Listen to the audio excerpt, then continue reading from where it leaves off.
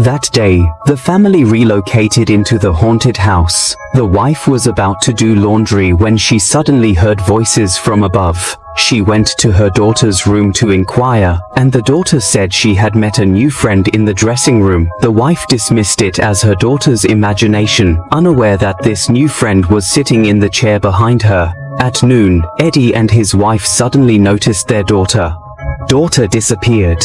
At that moment, the dog barked from the dark. The two hurried over to check and discovered their daughter staring blankly at the lake with a balloon in her hand. The wife quickly brought her daughter back. That evening, Eddie wanted to close the windows, but he saw his daughter's red balloon floating out of the closed dock. He immediately ran to the dock and discovered bubbles bubbling up under the water. He jumped directly into the water, but still did not find his daughter just as he returned.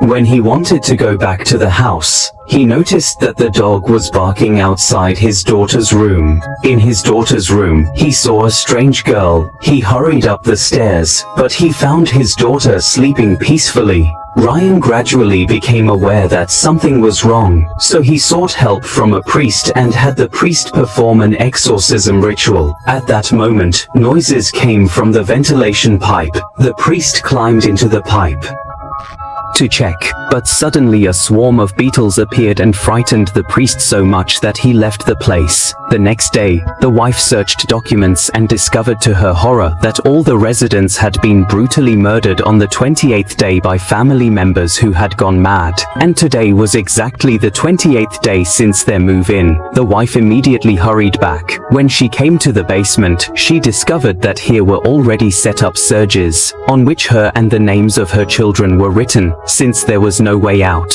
the mad Eddie followed them upstairs. At the critical moment, the boy resolutely tore off a pipe and knocked Ryan straight down with it. At the bottom, the wife knocked Eddie unconscious again, tied her husband tightly with a rope and dragged him to the dark. Finally, the family managed to escape from this haunted house on a speedboard.